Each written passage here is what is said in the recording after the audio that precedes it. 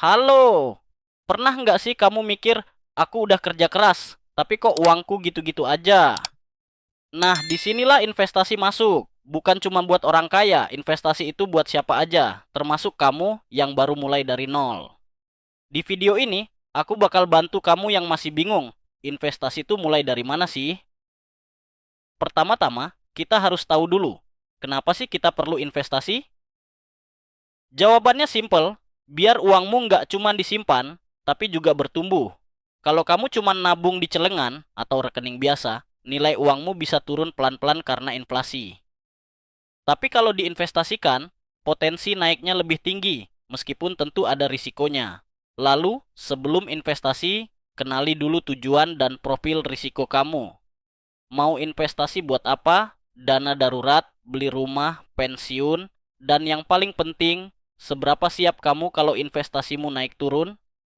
Kalau kamu takut banget kehilangan uang, berarti kamu lebih cocok ke investasi yang aman-aman dulu.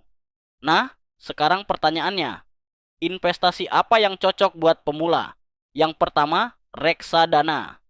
Ini cocok banget buat yang nggak mau ribet. Kamu tinggal setor uang, nanti dikelola sama manajer investasi profesional. Bisa mulai dari 10.000 rupiah aja loh. Kedua, emas digital. Ini salah satu investasi paling aman dan tahan inflasi. Cocok buat pemula yang pengen mulai dari nominal kecil tanpa harus beli emas batangan fisik. Ketiga, saham blue chip.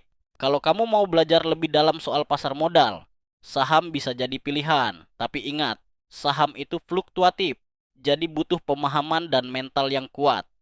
Setelah tahu pilihannya, sekarang gimana caranya mulai? Tenang, ini langkah-langkahnya. Satu, tentukan tujuan keuanganmu. Dua, pilih platform investasi yang terpercaya dan terdaftar di OJK. Tiga, mulai dari nominal kecil dulu. Empat, belajar secara konsisten dan jangan FOMO. Dan terakhir, ini tips penting biar investasi kamu nggak gagal di tengah jalan. Jangan investasi karena ikut-ikutan. Pahami dulu produk yang kamu pilih. Sebar dana ke beberapa instrumen. Jangan taruh semua di satu keranjang. Dan yang paling penting, sabar.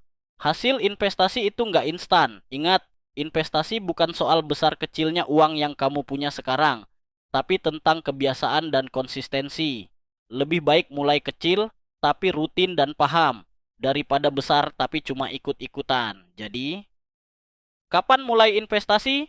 Mulai dari yang kamu punya, pelajari langkah demi langkah, dan biarkan uangmu bekerja untuk kamu. Terima kasih sudah dengerin sampai habis. Kalau kamu suka konten seperti ini, jangan lupa share ke temanmu yang masih bingung soal investasi. Sampai ketemu di video berikutnya.